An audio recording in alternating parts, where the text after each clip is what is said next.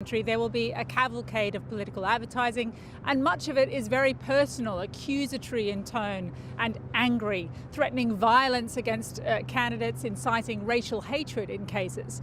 But it is difficult to escape the role the president may have played in all of this. One of his own supporters in Texas this week told me he's nasty, and that's why a lot of people like him. At the rally I went to earlier this month in Iowa, he ran through his usual list of targets, including naming and mocking individual Democrats, Maxine Waters, Hillary Clinton, President Obama, among others. He also runs through a list that includes Dianne Feinstein, for example, and Richard Blumenthal. Now, he gets lots of laughs, but he's also demeaning and personally attacking them, using the White House as a launch pad. And as a member of the media at his rallies, it is very standard, really, for him to provoke chants against journalists in the room as we do our jobs, and he accuses us of fake news. CNN is always a particular target, and a target that the audience responds to very enthusiastically. So it's from that standpoint that he is now attempting to call for unity. And at his rally last night, he looked for someone else to blame, a familiar target, again the media, who he accuses of enabling hatred through our inaccurate reporting. Our international editor, Lindsay Hilsum, has this. In the early hours, police were called to the film star Robert De Niro's Manhattan restaurant, where a suspected parcel bomb had been found. It was removed by a secure vehicle. De Niro is well known for his liberal views, and he's echoed President Trump's at times violent language. He talks how he wants to punch people in the face. Well, I'd like to punch him in the face. Two suspect devices addressed to former Vice President Joe Biden were found at a post office in Delaware. So far, the bombs, all of which were sent to Democrats, have been apprehended and defused, and none has caused any injury. Before today's suspicious packages addressed to De Niro and Biden, parcels containing pipe bombs were sent to the homes of Barack Obama and Hillary Clinton, amongst others, including Obama's former Attorney General Eric Holder and Democratic Congresswoman Maxine Waters. Another was addressed to the former CIA Director John Brennan at CNN, where he's often a guest, and one to the billionaire philanthropist George Soros. Donald J. Trump. At a rally in Wisconsin last night, the president was trying to sound presidential.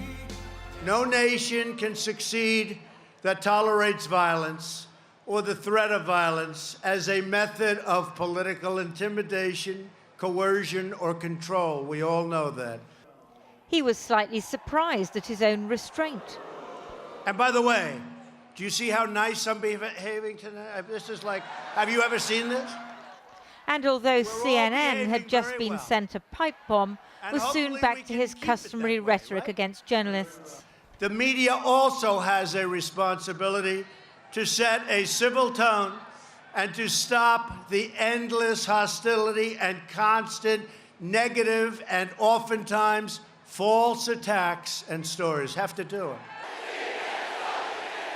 That was mild compared to Monday in Houston, when he encouraged his adoring supporters to chant, "CNN sucks."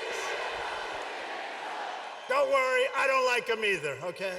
And he roused the old cry against his defeated opponent Hillary Clinton, "Lock her up." This was the bomb addressed to the former CIA director. With investigations still underway, there's no direct link to presidential rhetoric. But today, the mayor of New York did make a connection. We've got to stop talking about Donald Trump all the time. There's other things going on in our society besides the president. The hatred that's out there has existed in this country for a long time. He has given it license. He has given it permission. He has made it easier for those voices of hate to come forward. That is a fact. Police cordoned off De Niro's New York restaurant through the day. The FBI said this evening that they were focusing on leads in Florida and that all 10 parcel bombs had gone via the US Postal Service.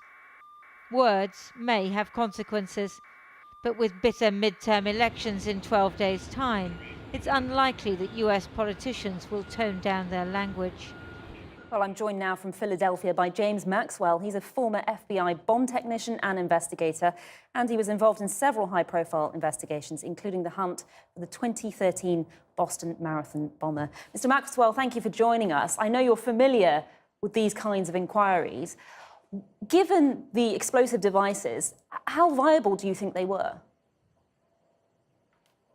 Well, that remains to be seen. What's unusual about this case is that you have a large amount of supposedly explosive devices, but nothing was initiated. And when that's fortunate, I'm glad that nothing did go off. But it's going to be incumbent upon the laboratory, once these devices are analyzed, to determine whether or not they're a functional device. Because to go into a courtroom and say this man had a bomb, there's certain criteria that has to be met. And it's incumbent upon the government to prove that this was a dangerous device. And that hasn't been established yet. And right now we're at the beginning stages of trying to analyze and determine whether or not these devices are in fact bombs. They look like bombs, but none of them have functioned yet. And the laboratory is going to have to determine whether or not the design of this device could function. And from what you're hearing about the investigation, is it likely to be a group or an individual that's responsible? Well, that again, the investigation, we'll have to see where it takes us. A timeline has to be built here on when these devices were introduced into the public sector. In other words, were they mailed through the U.S. mail? When were they mailed? Were they given to private couriers? When were they given, and who? And we have to determine if there's any records that reflect who may be at the start of that timeline. That will tell us a lot, whether or not there's one individual involved or several individuals involved. But we're dealing with devices that have been spread all over the country, from California to the East Coast and Florida. So I think it's highly likely that there's more than one person involved here, although it hasn't been proven yet. And I would like to just correct you for a moment there. I did not work the Boston Marathon bombing. That was after I retired. Apologies for that. We were misinformed. Just quickly, clearly these are targeted at critics of President Trump. Does that tell us something about the profile of the person or the types of people the FBI is currently looking for? Sure. You know, there's a growing list, and I am not going to be surprised if we see several more prominent Democrats targeted here. They've gone so far as to send 10 devices out. A few more is not going to make a difference. You know, I believe that they're trying to make a statement here in targeting these individuals. But the actual motive of the individuals sending these devices, we're not going to know that until we actually identify that individual. James Maxwell. And, James believe Maxwell. me, this is sorry to interrupt you. That's all we have time for. James Maxwell, thank you so much. Sure.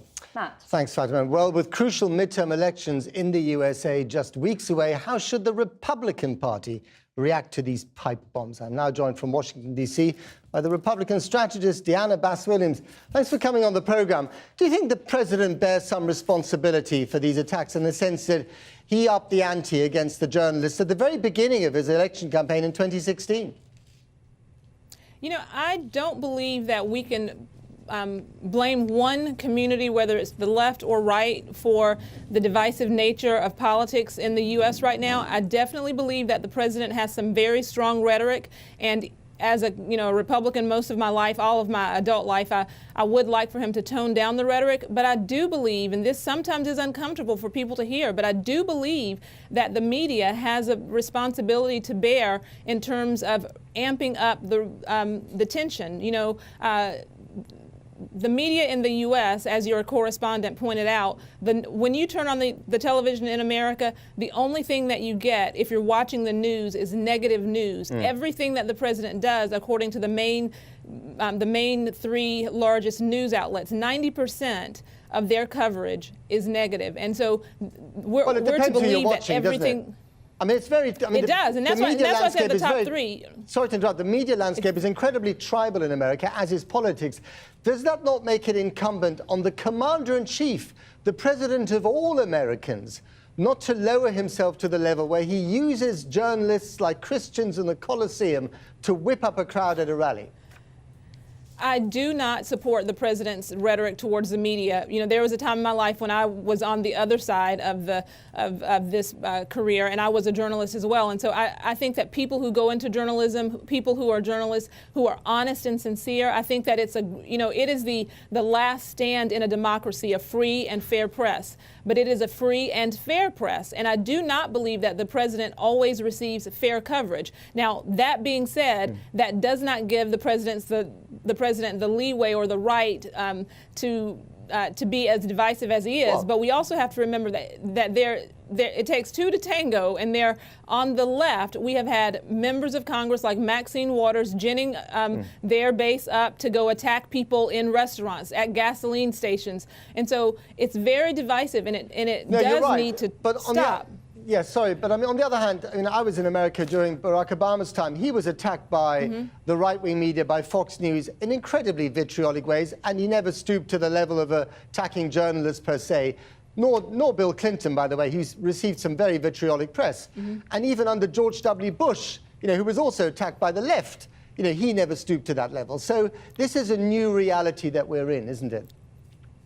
I would say that, and I think that if we really analyze it, I agree that these other gentlemen that you have mentioned, our presidents, have not responded the way President Trump has responded. But I would also say that they have not received 90% negative coverage in the way that President Trump has. If you watched American news, you would imagine that this country is going to hell in a handbasket, and that we're not that our economy is not booming, and it is, that we have not had successes in expanding opportunities to low-income communities, which we have. You would imagine, if you watch the main, and you're right, it is tribal. We do have some networks that think that the president does no wrong, and then we have networks that thinks that he only does wrong. Right. And as an American news consumer, you have to literally watch 15 outlets before you get a little bit of the truth. So we do need to have a more responsible way of reporting the news. You're absolutely right, and there simply aren't enough hours in the day to watch that much TV. Diana Bass-Williams, thank you very much indeed.